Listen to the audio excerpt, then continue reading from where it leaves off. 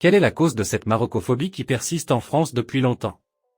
Que ce soit la France officielle, les médias ou la société civile, à gauche ou à droite, tellement que dénigrer le Maroc devient une routine ou même un droit dans l'inconscient des Français.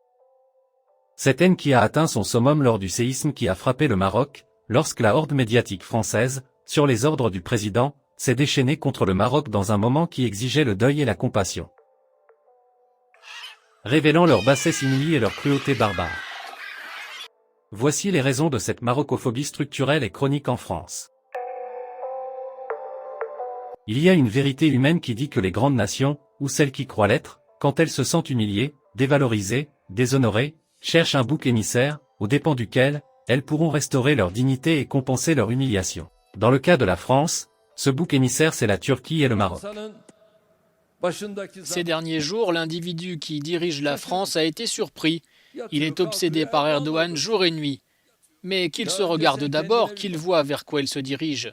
C'est un cas. Le Turc est aux Français ce qu'était le barbare pour les Grecs. Leur autre civilisationnel.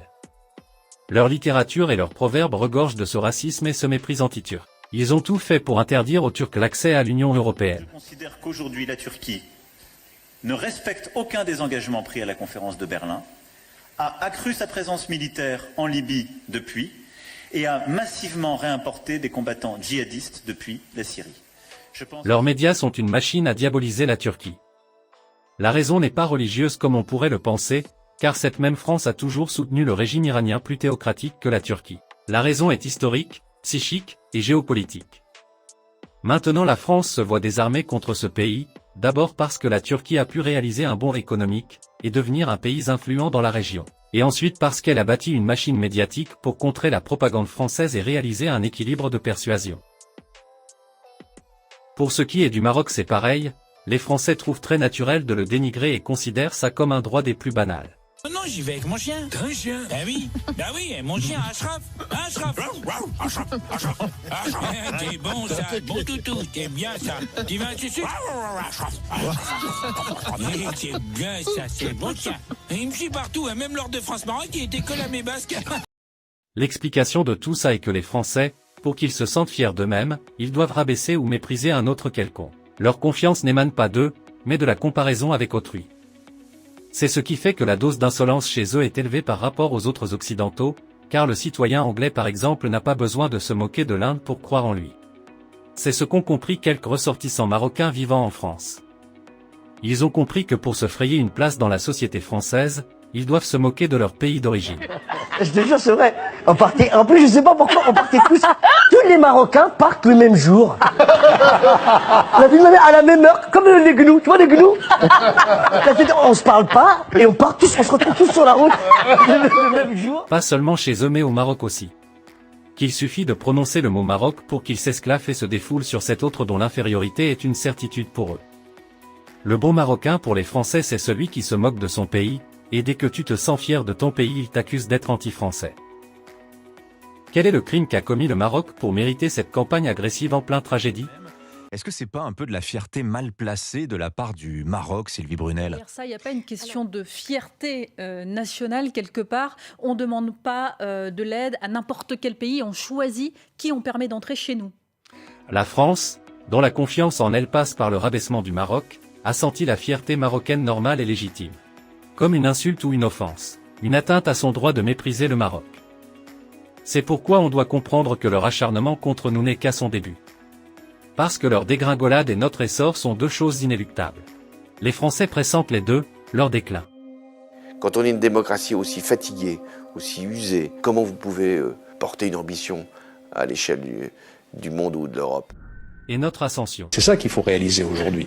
Si nous ne le faisons pas, les Chinois essayent de le faire. Les Turcs, les Marocains, qui pénètrent et qui sont de plus en plus influents en Afrique. Donc, la grandeur passée et révolue de la France était accidentelle, un effet de circonstances historiques casuelles et inopinées, et non pas d'un génie inhérent à cette nation, qui lui permette de reproduire une civilisation à tout moment et en toutes circonstances. Cette grandeur était due à trois facteurs qui n'existent plus en France. 1. Le régime monarchique visionnaire, qui encourageait les arts, la science et la culture, entreprenaient les projets de grande envergure, ce régime qu'ils ont sacrifié avec une démence absurde.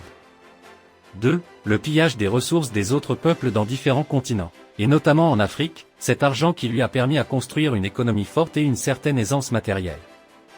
3. La politique d'ouverture, de tolérance et d'accueil qui a attiré la matière grise et de la main-d'œuvre de partout.